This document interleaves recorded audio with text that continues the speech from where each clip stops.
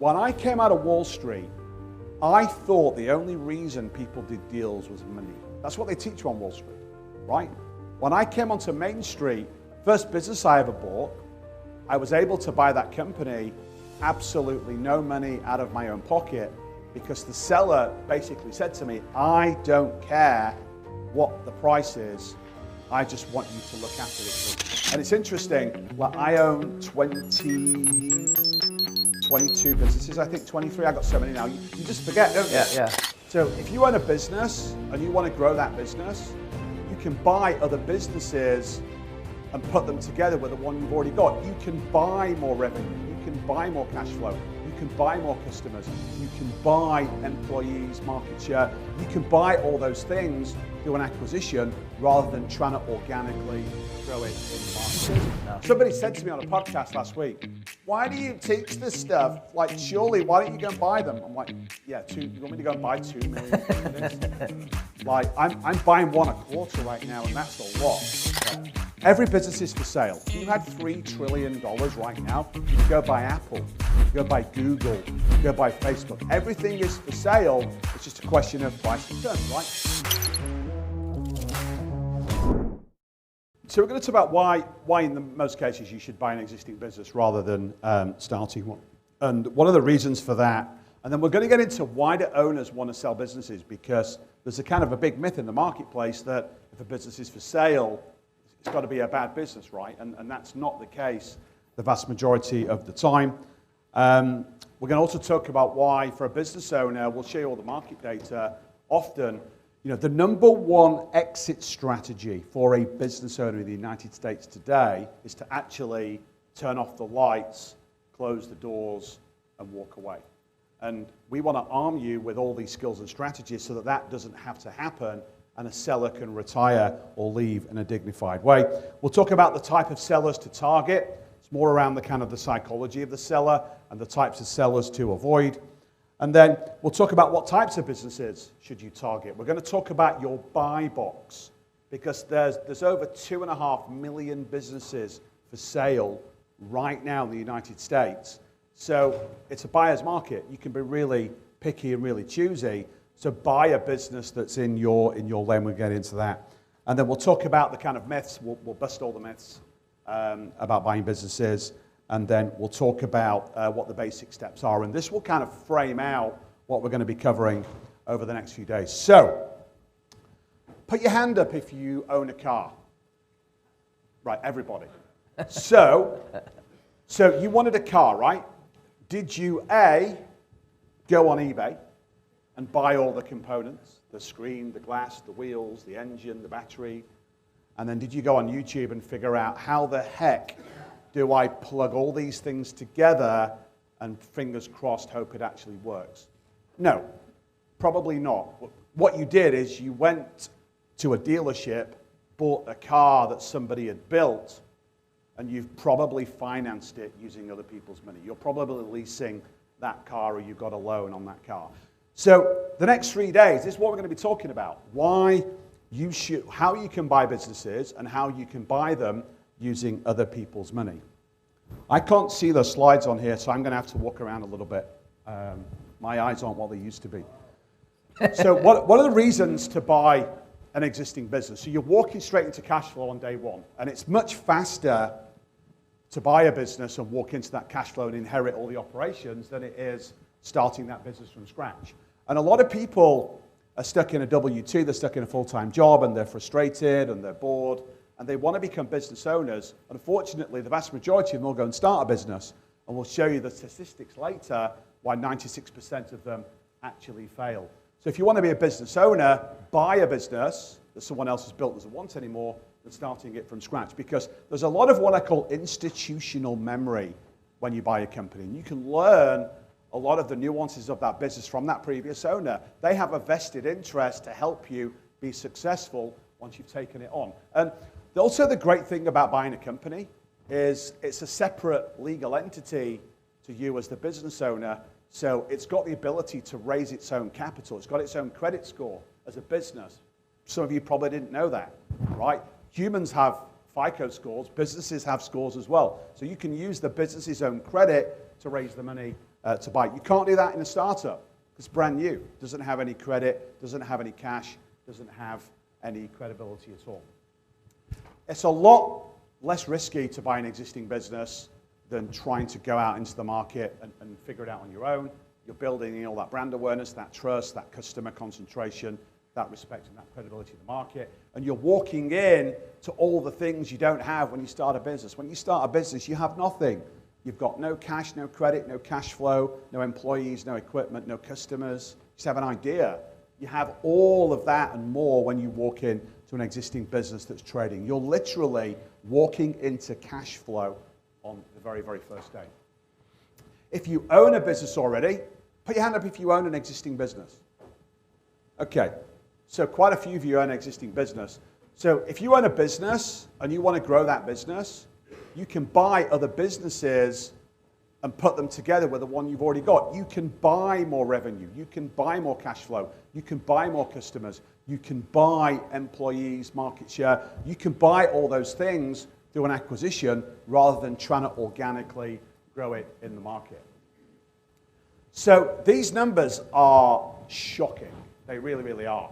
And it blows my mind. In 2022, according to the SBA, 6.6 million Americans started a brand new company from scratch. 6.6 million. It's absolutely crazy. 50% of those businesses, for all the reasons we've just talked about, will be dead within 12 months.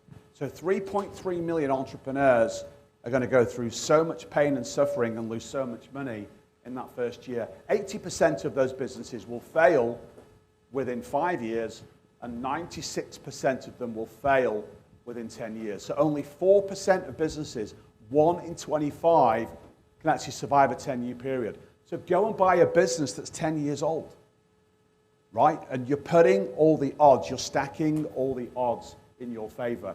What's also crazy is there's over 2 million businesses unsold in the United States today, across every state, across every business sector imaginable. And the US is really the marketplace for business acquisitions. It's the biggest country, the most deals, the highest entrepreneurial factors. There's 2,043,000 businesses for sale right now in the US. There's about 400,000 and change in the UK. Not that many in Canada. Canada's just all snow and ice, isn't it? And mooses.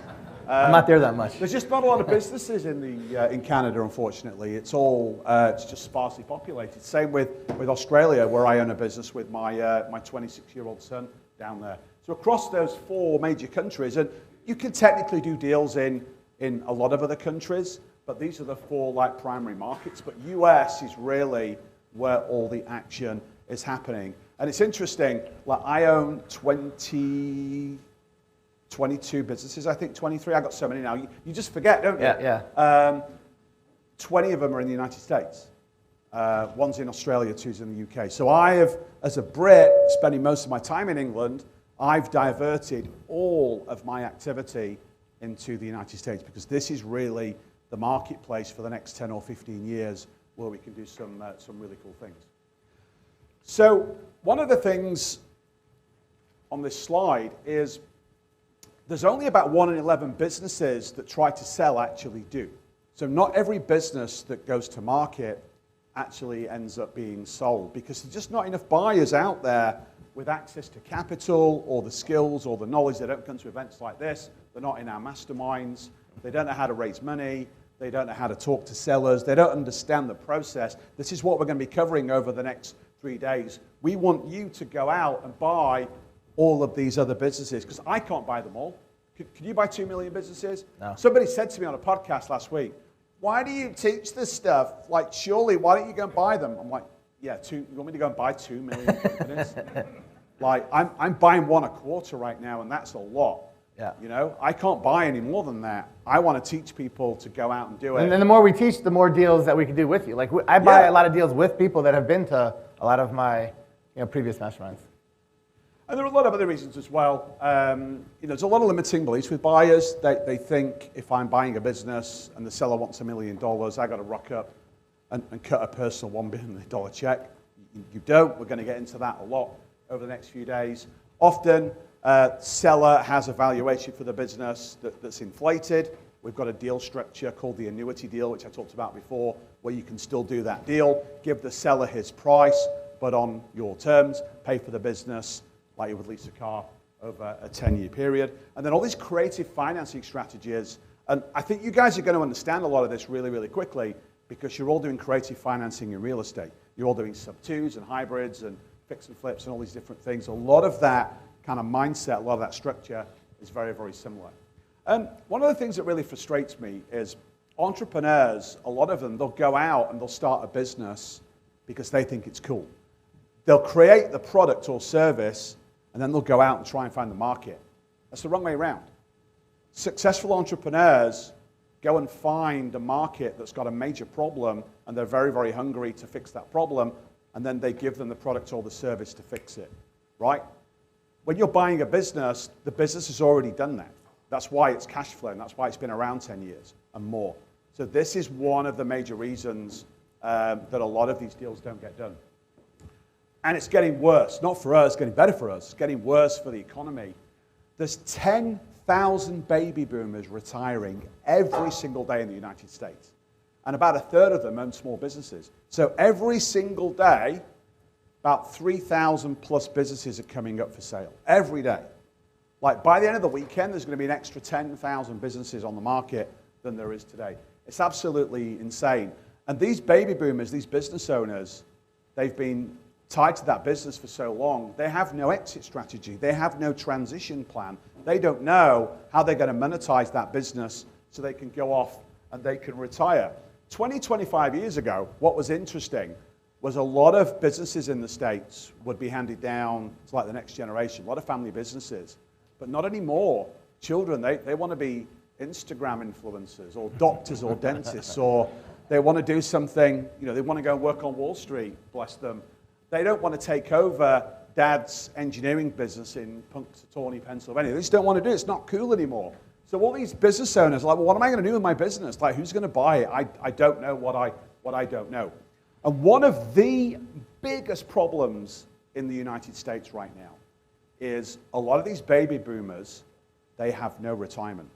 Their business is their retirement.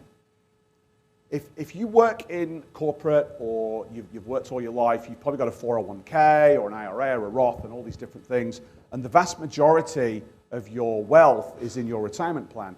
Baby boomer business owners, it's the opposite. The vast majority of their wealth is locked up in their business, and they don't know how to release that. They don't know how to monetize that so they can go off and retire.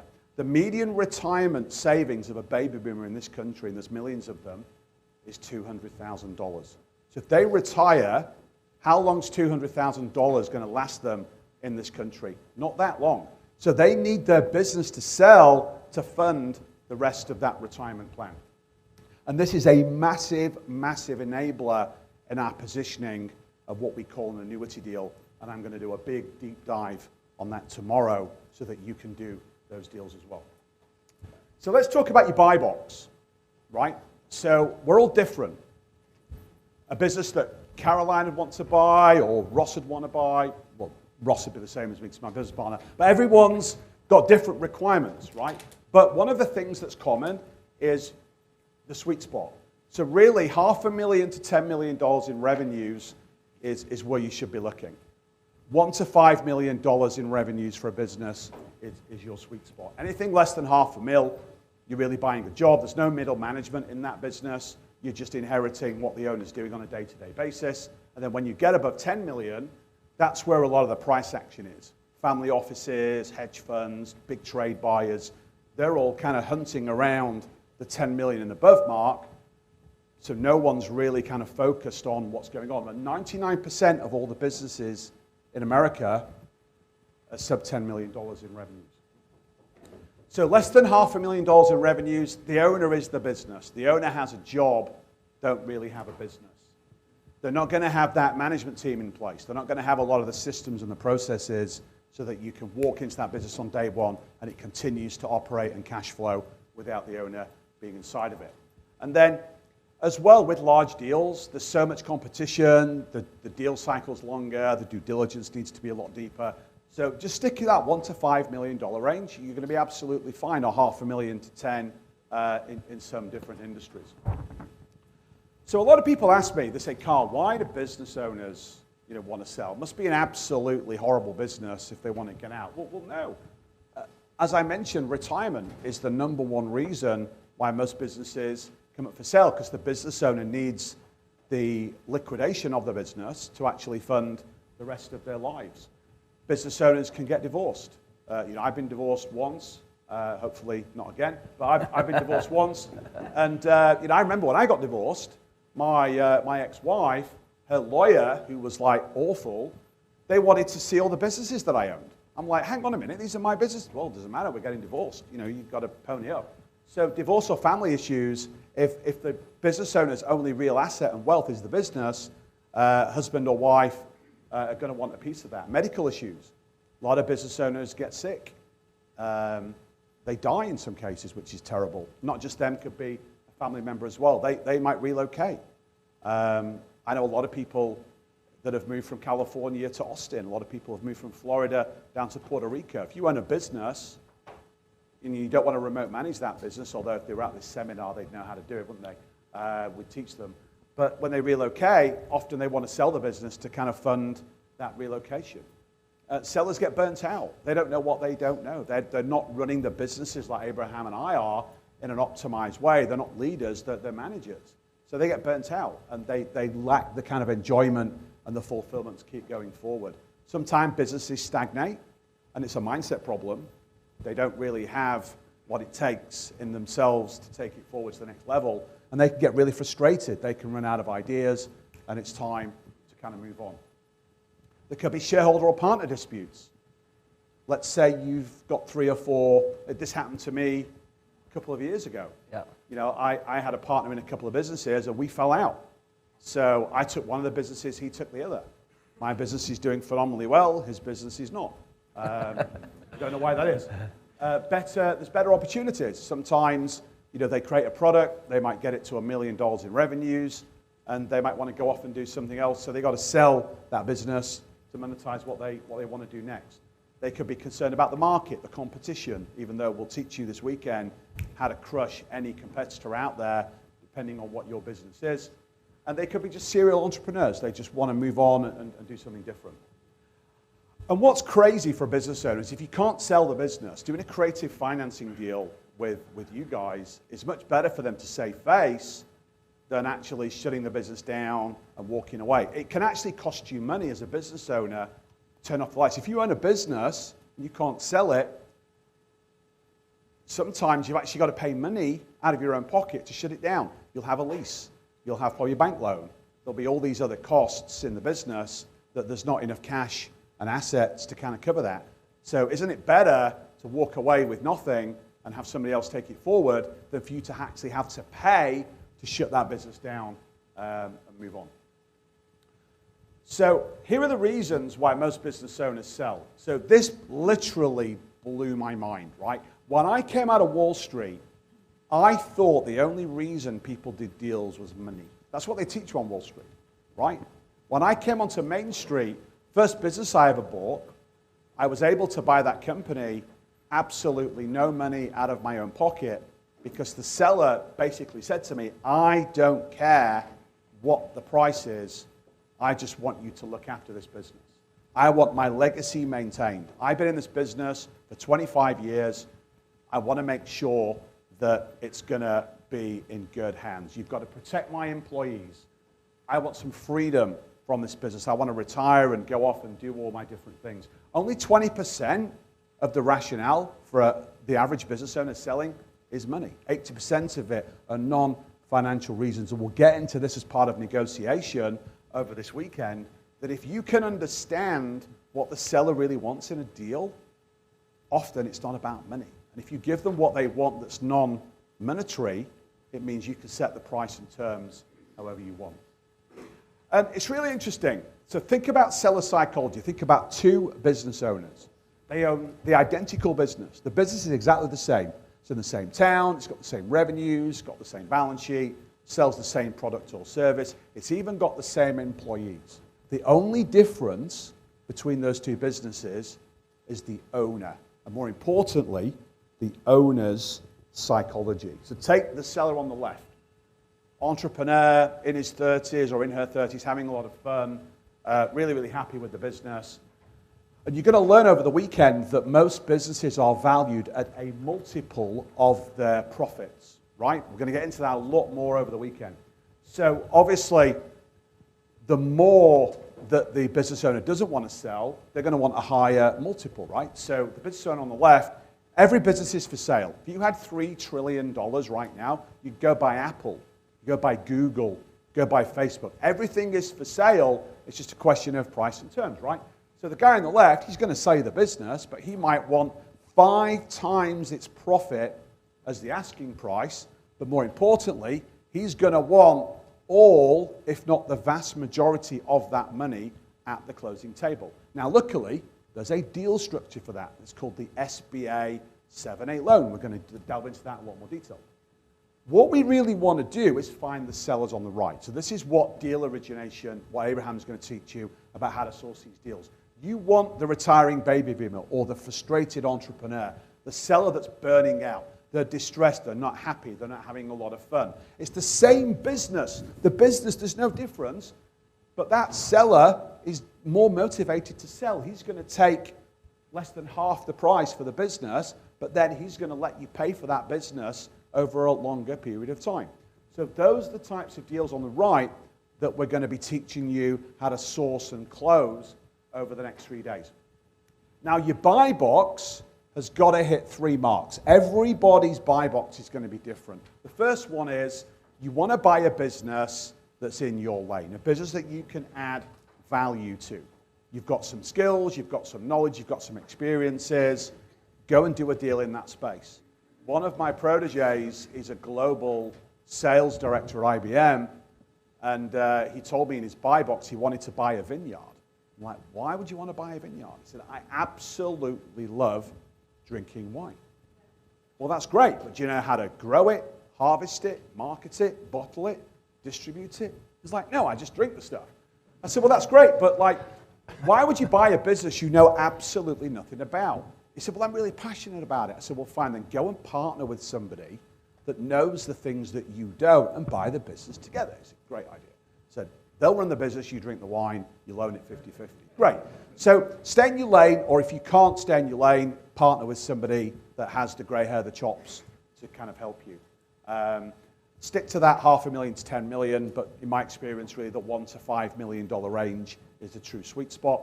And then figure out, do you want to be an owner-investor, like Abraham and I and Chris, or do you want to be an owner-manager? Owner-investors work on the business. Owner-managers work in the business. Owner-managers, they're driving the bus. They're doing the tactical day-to-day work. They go into the business every day. So if you're buying a business to operate, nothing wrong with that. It's got to be in the town that you live or where you want to live, right? If you want to be an owner-investor, you can own businesses literally anywhere. You own businesses you've never even been into for 3 years. Yeah. Yeah, I own a business in Australia. I can't commute to Australia every day to run that business. I have a GM that runs that business for me. And you can do a bit of both if you want to.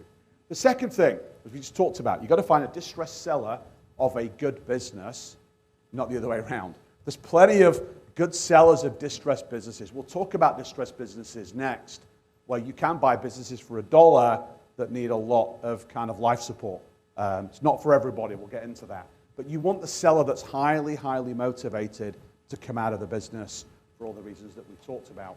And then number 3, you want a business that's got some financial DNA, right? Because if you need to raise capital to buy it, or if you're just going to pay the seller over 10 years, the business has to cash flow. I don't like buying businesses that don't cash flow. I love cash flow. Who loves cash flow? Yeah! Who loves cash flow? If you don't like cash flow, you don't like cash flow. You're in the wrong room. But so I love businesses that are cash flowing.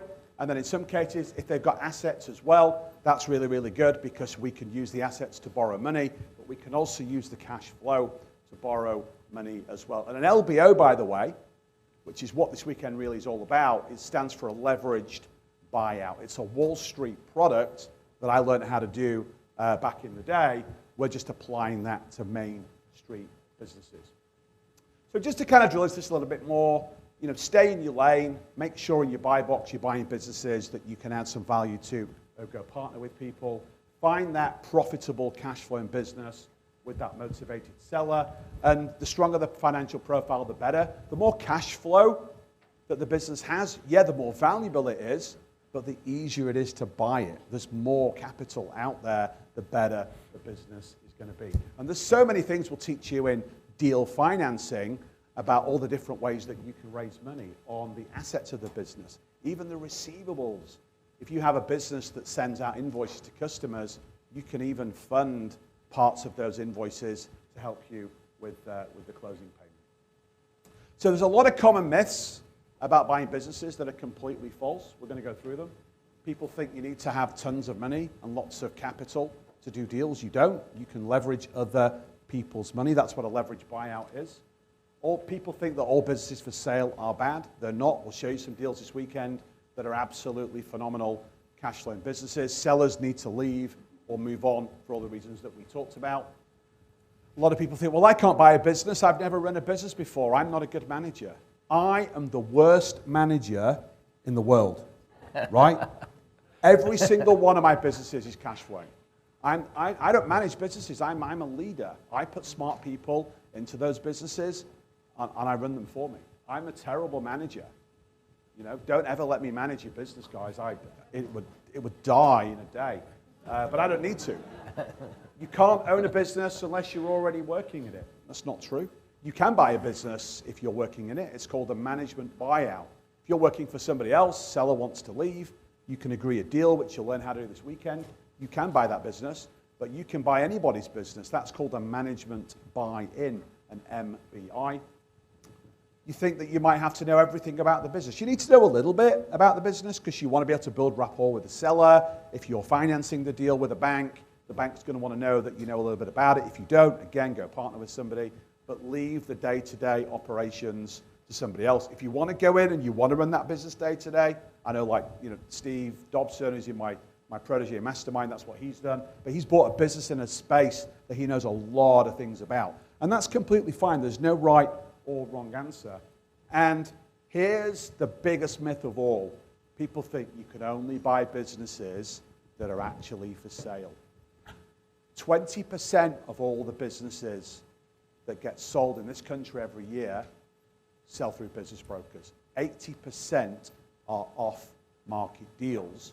We're going to show you how to leverage a lot of those strategies because you can get incredible deal flow that's for sale in the mind of the seller. They haven't gone out and listed it on a website or with a business broker to actually formalize that process.